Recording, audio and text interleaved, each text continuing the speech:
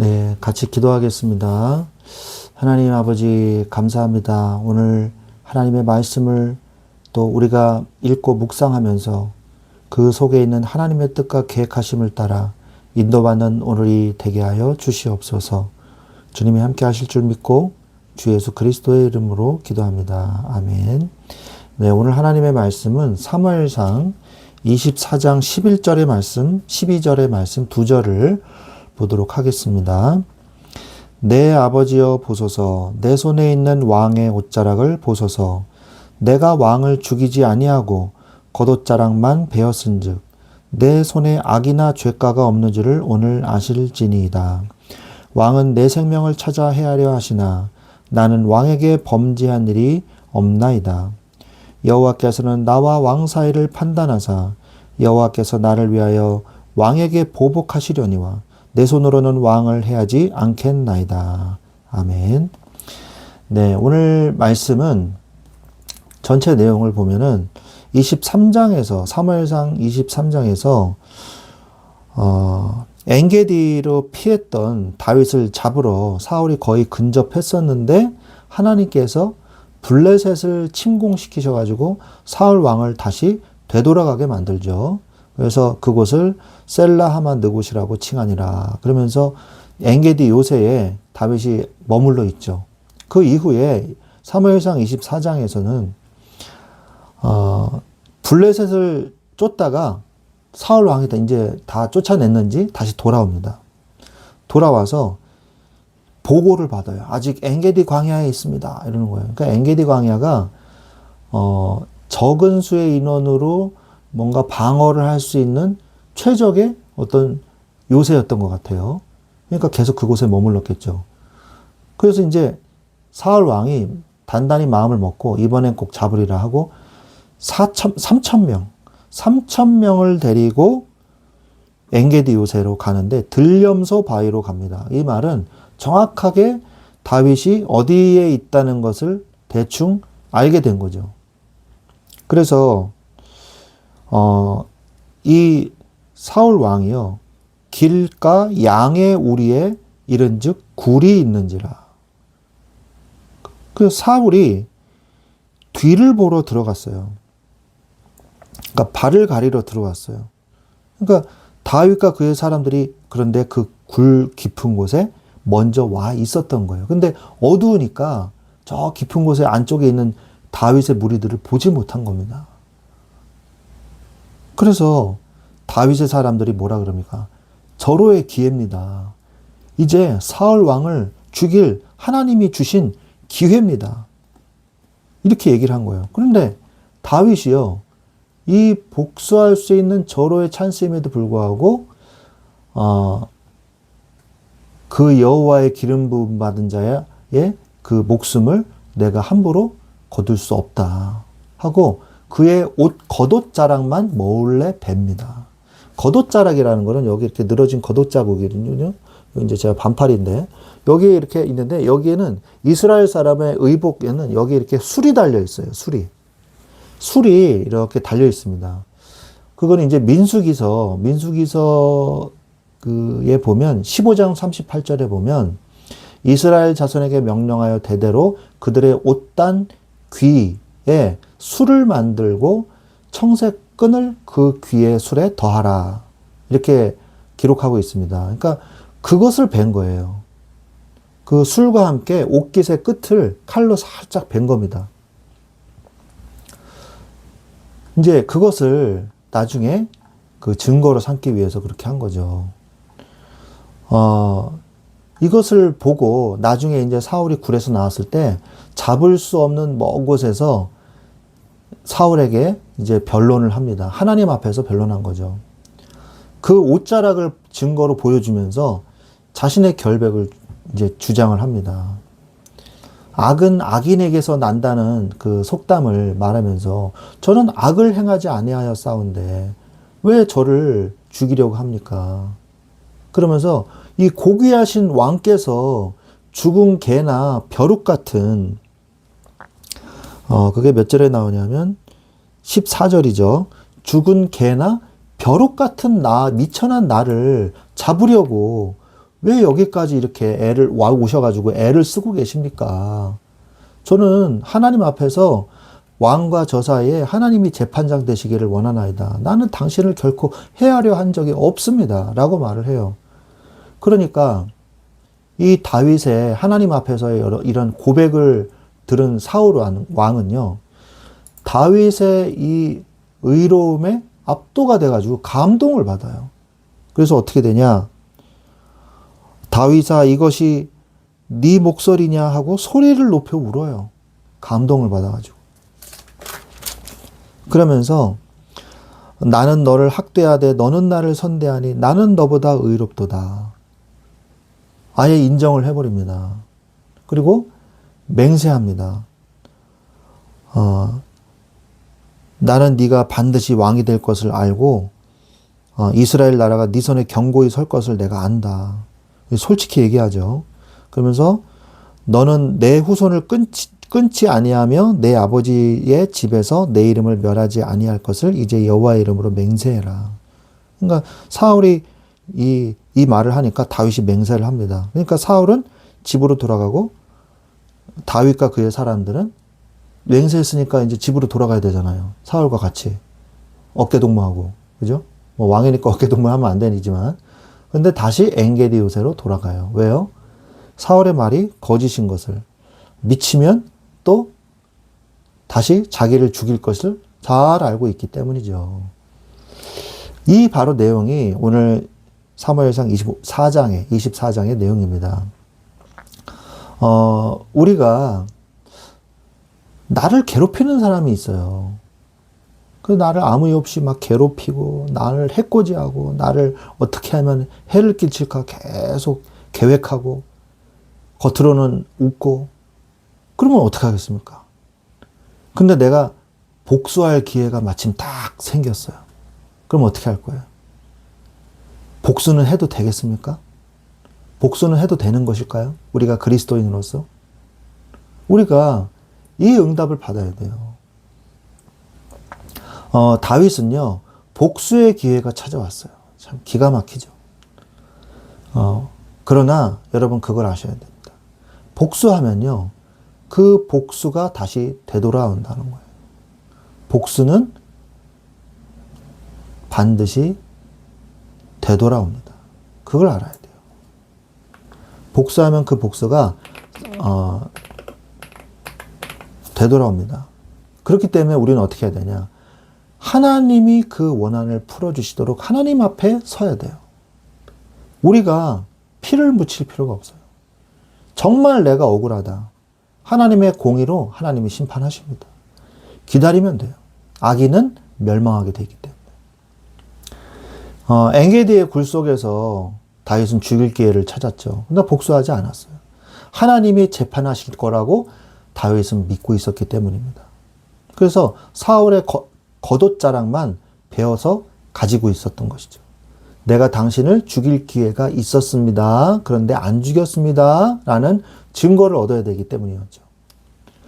그래서 기름 부음 받은 자를 겸손히 대할 줄 아는 다윗이었던 것입니다. 아까도 제가 얘기했지만 복수는 또 다른 복수를 낳습니다. 잠언서 26장 27절에 보면 함정을 파는 자는 그것에 빠질 것이요 돌을 굴리는 자는 그 돌에 치이리라 그랬단 말이에요. 저주는 또 다른 저주를 낳습니다. 저주의 악순환을 우리가 되풀이할 필요는 없는 것이죠. 성경은 그럼 뭐라고 말씀하고 계십니까? 로마서 12장 21절에 보면 악에게 지지 말고 악에게 져라. 그냥 다 져줘라. 이 얘기가 아닙니다. 이게 중요해요. 악에게 지지 마라. 그러나 갚을 때는 어떻게 이겨라? 선으로 악을 이겨라. 우리는 원수 갚는 것으로 이기는 게 아니에요. 하나님의 선으로 원수를 이기는 거예요. 원수를 원수로 갚는 게 아닙니다. 칼을 칼로 갚는 게 아니에요. 칼을요, 복음으로 갚는 거예요. 그게 바로 진정한, 어떻게 보면은 진정한 복수예요. 진정한 복수. 그렇다고 그 사람은 뭐 악인을 그냥 놔두시냐? 하나님은 절대 그러지 않으십니다. 하나님은 악인에 대하여 그 대가를 치르게 하시거든요. 하나님이 그 원한을 풀어주십니다. 로마서 12장 19절에 보면 내 사랑하는 자들아 너희가 친히 원수를 갚지 말고 하나님의 진노하심에 맡기라. 기록되었으되 원수 갚는 것이 내게 있으니 내가 갚으리라고 주께서 말씀하시니라 라고 되어 있어요. 누가 갚는다고요? 하나님이 하신다고요. 원수 갚는 것은 하나님께 있다. 하나님이 그 원한을 풀어주십니다. 하나님 앞에서 다윗은요, 사울이 멀리 갔을 때 하나님 앞에 서서 사울에게 말을 합니다. 진실한 변론을 해요. 12절에 보면 여호와께서 나와 왕 사이를 판단하사 여호와께서 나를 위하여 왕에게 보복하시려니와 내 손으로는 왕을 해하지 않겠습니다. 하나님이 당신을 보복하시는 건 내가 막을 수는 없지만 이런 말이죠. 나는 당신한테 원수를 갚은 적이 나는 없습니다. 그렇게 말하는 거죠. 사울을 기름 부음 받은 자로 인정했어요. 그리고 반대로 자신은요, 개나 벼룩으로 빗대어서 얘기를 했어요. 죽일 의도가 없음을 변호했어요.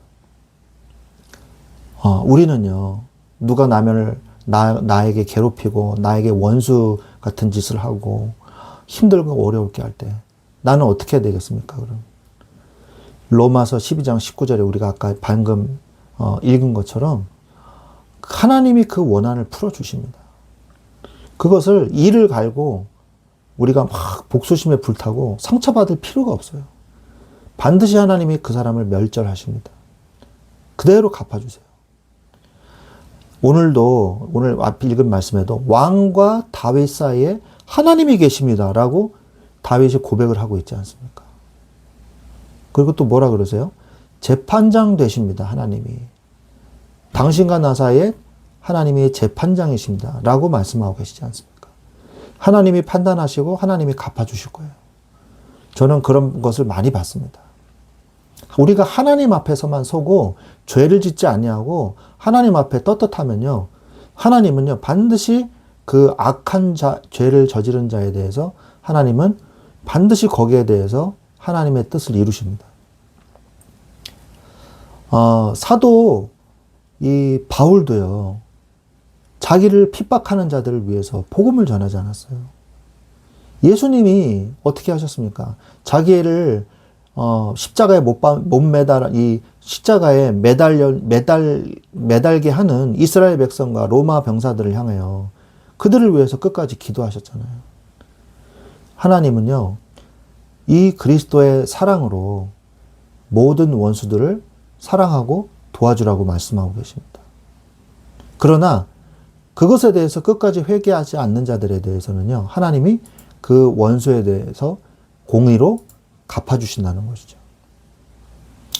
어쨌든 간에 다윗은 이러한 변론을 통해서요, 사울을 감동시킵니다.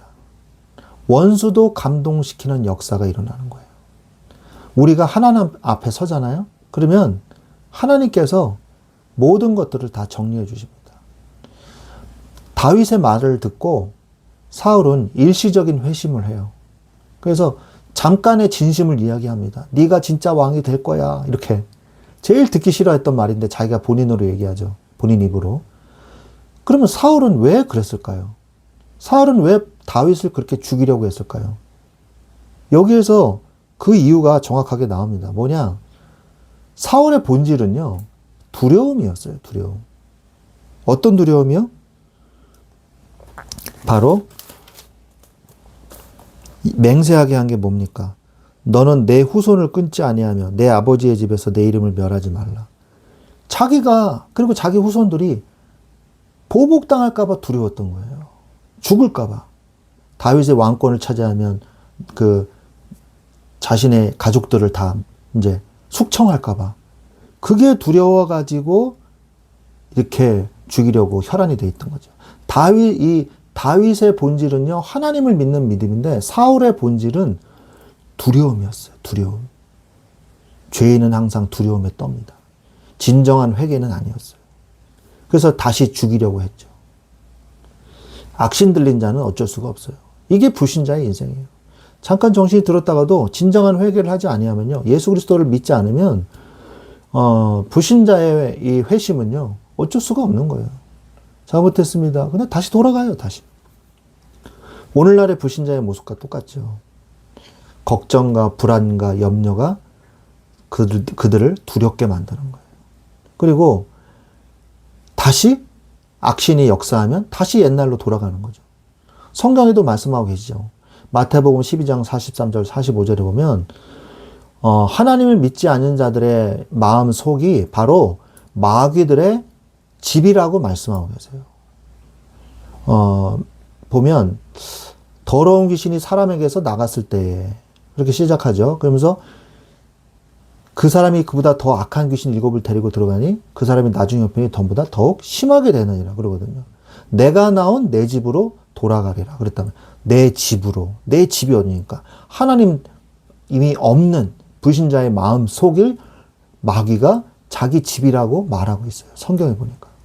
베드로전서 5장 7절 8절 근신하라 깨어라 너희 대적 마귀가 우는 사자같이 두루다니면서 삼킬 자를 찾으러 돌아다닌다 그랬어요. 이리저리 돌아다니는 거예요. 그래서 내 집 팔 때 여기 있나? 내 집 내가 좋은 집 요 비어있는 집 내가 들어가야지. 들어가는 거예요.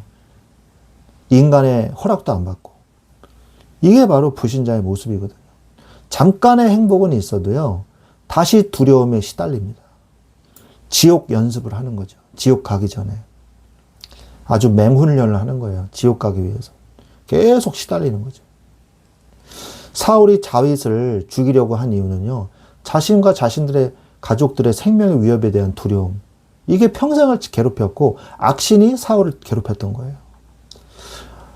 그러나 우리가 그러한 삶 속에서 그들과 같이 엮일 필요는 없습니다. 그들은 그들의 문제로 인해서 스스로 망해가고 있는 거예요.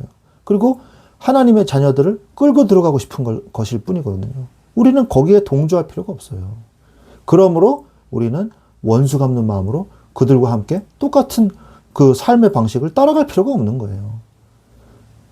우리는 하나님의 방식대로 살면 됩니다. 그러면 그 사람들은 그냥 그 대가를 무시하냐? 아니죠. 하나님의 공의에 따라서 그들의 죄악에 따라서 하나님이 그들을 처리하실 것입니다. 우리가 굳이 할 필요가 없어요. 하나님은 하나님의 뜻대로 그들을 처리할 것입니다. 우리는 어떻게 살아요? 하나님의 공의와 하나님의 믿음과 하나님의 은혜로 하나님 앞에 서서 하나님의 은혜로 살면 되는 거예요.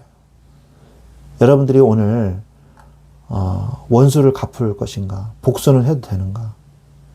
여러분, 복수는요 하나님이 하십니다. 우리는 하나님만 바라보고 더러운 그들의 삶의 방식에 우리가 동조할 필요 없는 것입니다.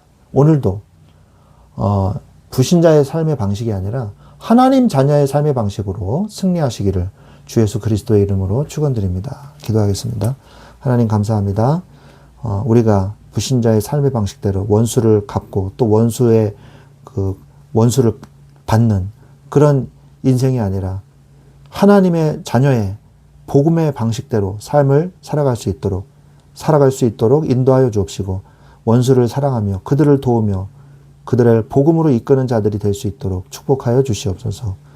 오늘도 주님이 나와 함께 하심을 믿습니다. 예수 그리스도의 이름으로 기도합니다.